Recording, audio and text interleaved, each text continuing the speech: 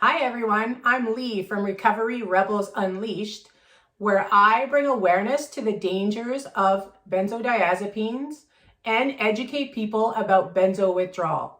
If this content interests you, don't forget to hit that subscribe button.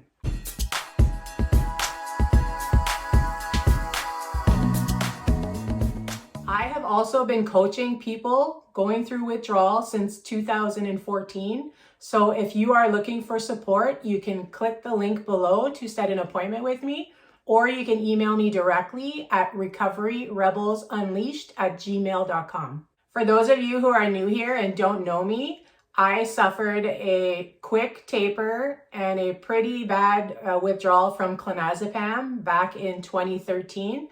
I have a few videos discussing my story. I will link one up here, and I will also link the other ones down below in the description if you want to go learn more about me. Please don't mind the quality of those videos. They're horrible. They were from back then when I didn't really care about videos. I was just putting my story out there, so please don't mind the quality. Okay, so today I want to talk about things you can do that will help you get through withdrawal.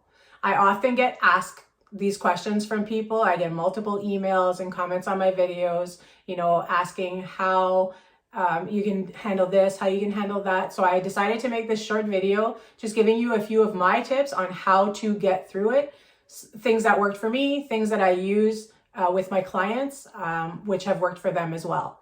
So the first tip I want to give you is to try to stay away from benzo groups, watching benzo videos, reading, people's stories. As much as you can, try to stay away from that. When you discover that you're in the situation that you're in, you go out there and you find out about benzo withdrawal, and that's good. You need that information. It's great to find out everything about benzo withdrawal, but once you actually know what's going on and you found the information that you're looking for, I highly recommend you stay away from anything else benzo related, because it keeps you scared, first of all, and it keeps you thinking about that 24/7. And I find that very counterproductive. I myself, when I was going through withdrawal, did that. I spent a lot of time on, benzo buddies and just watching people's videos and listening to their stories. And it really scared me. And it also puts things in your mind and you think, oh my gosh, that's going to happen to me. And you think of things that you never thought of before. And it's not good for your overall mental health. So I highly suggest you try to stay away from things like that as much as possible. It's okay to look once in a while and if you're looking for information, but try not to listen to everybody's stories, because their story is their story. Your story is your story. No two stories are the same while going through withdrawal. That being said, if there are some positive people out there that you have connected with who are also experiencing this, definitely keep in touch with them. If you found some videos that are really positive that you want to follow them. Like my video. I don't usually put any negative stuff in my videos because I feel like that's not what's going to help people. Yes, I share my story. Yes, I talk about symptoms and what I went through, but I do it in a way that doesn't scare people. It just brings them information. It gives them more knowledge, but doesn't put them in a position of fear. So that, if you found something positive to follow, definitely follow that. Just try to stay away from the negative stuff. The groups that you're in where people are on there constantly talking about, how bad it is and what they're experiencing and they talk about so many things that just, I get, they are going through that. It's devastating what people are going through, but try not to let that be the focus of your attention. Tip number 2 is to do things that distract you as much as possible. Now, do things that you can actually do. I know when I personally was going through withdrawal, I couldn't read, I couldn't watch TV. I really struggled with anything that really required my focus. So definitely, if you can't do those things, don't do those things. But if you can do it, if you can binge watch Netflix all day when you're feeling really bad, if you're able to do that, do it, because it's going to distract you from everything that you're going through. I personally would clean my house. That doesn't take very much focus. It's just put the music on, aimlessly clean the house, and it would also burn out my body, which would make me tired. So that's one thing that I would do when I was feeling overwhelmed. Go outside, Going outside, as much as you fear it, do it. It's so good for you. The vitamin D, the fresh air, and just being outside of your environment where you sometimes feel trapped going through this. And it seems to be such a negative space because you are not feeling well and you're just in a really bad place. So by going outside, it takes you outside of that. Go for a walk.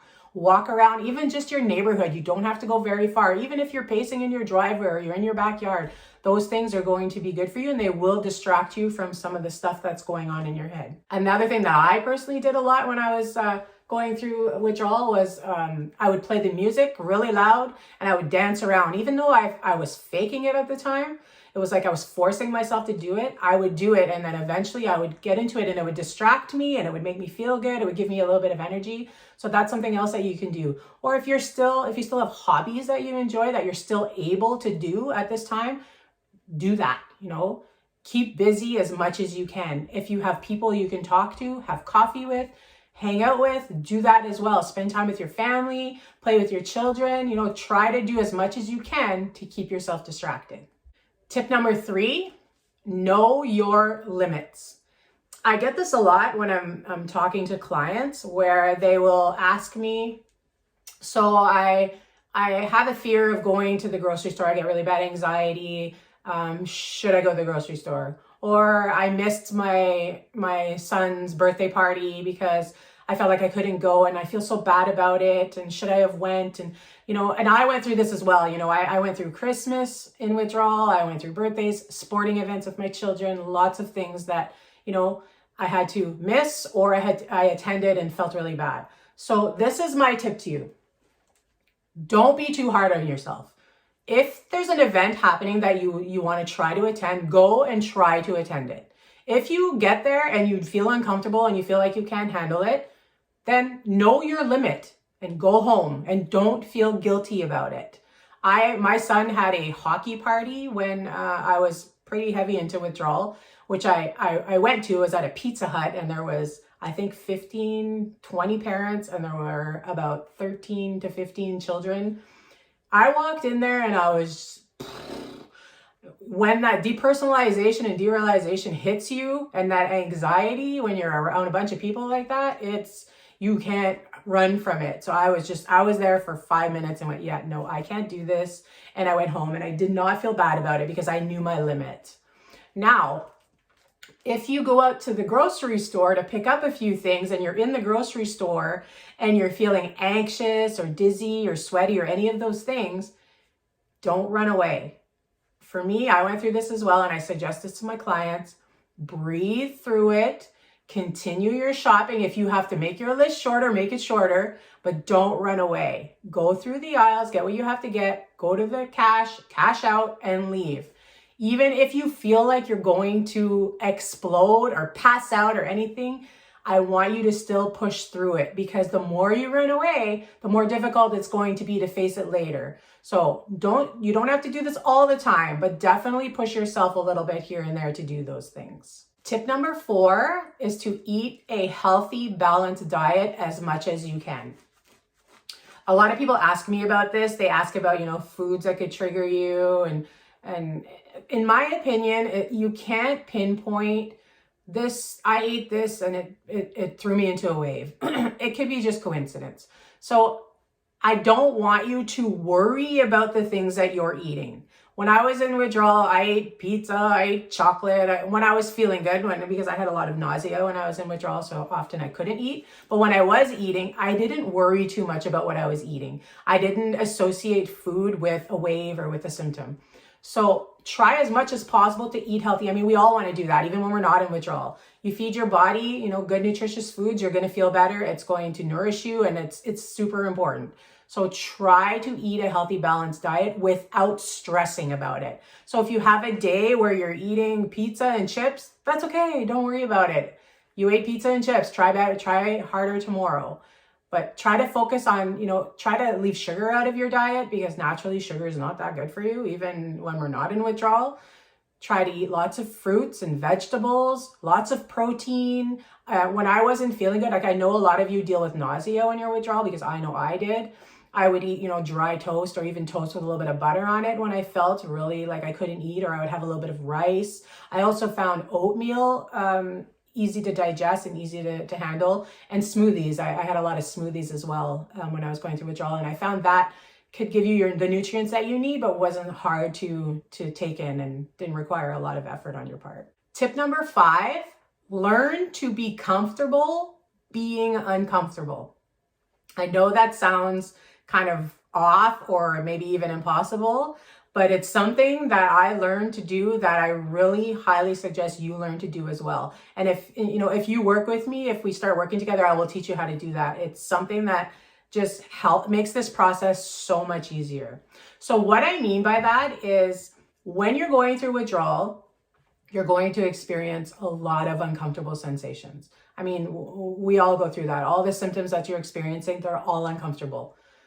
So what I'm suggesting is for you to accept these symptoms while they're happening and try to feel as comfortable as you can being uncomfortable. So go through your day with those symptoms. You kind of just get in front of the symptoms and leave the symptoms behind you. Kind of always stay in front of them. You're aware that they're there. You know that they're uncomfortable. You know that it's not something that you're enjoying, but you're not going to be focusing on the symptoms. You're going to focus on something else. This is something really important that I teach people. And it was a lifesaver for me. It is what made me able to get through withdrawal in a much easier way. It's not something easy. It's something you have to practice, but I highly suggest you do that. You can't fight the symptoms. If you try to fight the symptoms or try to make them go away, they're just going to become bigger and bigger and bigger. It's like you're feeding the beast. I said this to a client last night when I was talking to him on the phone, that you think of benzo withdrawal as like a beast, right? Like give it a body and give it like it's an entity there. That's benzo beast. And when you're doing that, when you're giving it attention, it's growing bigger and bigger and bigger, and you're just feeding it. So I don't want you to do that. I want you to try to leave it in the background, kind of see it over there in the corner and say, you stay over there in your corner and I'm going to be over here. I see you, but I'm not going to pay attention to you, and you just shut up and stay over there. That really helps through this process. You have to practice this over and over again. And if you work with me, I will definitely, show you these things. So my next video I will make about this particular topic, and I will dive deeper into it. Tip number 6, don't be so hard on yourself. People going through withdrawal really are hard on themselves. They feel bad because they're not being a good mom during this, or they're not being a good wife or a good husband, or they feel guilty that they're putting their family members and their friends through, what they're going through. Don't do that to yourself. You are going through something right now that you're not yourself. You're sick.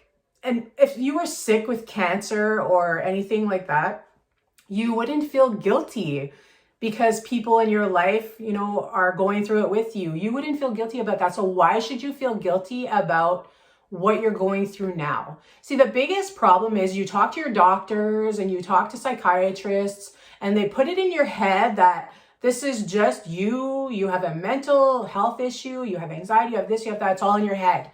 And so you naturally start feeling guilty for the things that you're doing, but it's not. Don't listen to those people. Okay, I'm sure some of you have some underlying anxiety. I had underlying anxiety as well. However, the benzo withdrawal heightened it by like 1,000%. So this drug is making you sick. You're not yourself, and people are just going to have to be there to support you through this. You would do the same thing for the people that you love. So do not be hard on yourself. Don't feel guilty about anything you're going through. I was a mom, a single mom through this. I raised 2 boys on my own, and there were times where they had cereal for dinner, or there were days I couldn't get off the couch all day. And when I was going through that, I felt guilty about it. However, now looking back on it, it didn't scar my children. They knew I was going through something, and we managed. My last tip, which is tip number 7, is to find a positive support person to help you through this. I can't stress this enough. When I was going through withdrawal, I had someone supporting me, and I would not have made it through this without her. She held me when I needed her. She supported me no matter what. She kicked my ass when I needed it, and I'm so grateful to her. Find someone to be that person for you. Find someone who's experienced in benzo withdrawal. Find someone who's positive, someone who's going to push you when you need it and be a little bit softer on you when you need it as well. There are lots of people out there that can do that. Meet with someone, talk to them. If it's not a good fit, let them go, find somebody else. Don't stick with someone just because you found them and you heard good things about them. If you're not connecting with them and if they're not benefiting you, don't stick with them. If you would like to work with me, you can click in the description below. I have a link that will send you to a calendar where you can set an appointment with me. You can pay through PayPal. I'd be happy to work with you. What separates me from others, I'm sure you can tell from my videos, is I'm very positive. I'm very uplifting, and I'm also very knowledgeable about benzos. My clients who have worked with me will tell you that I have been their rock. I carry them when they need me, but I'm that person who will kick your ass when you need it. If I feel like you're not doing things that are benefiting you, I will tell you and I will put you in your place and I will guide you in the right direction.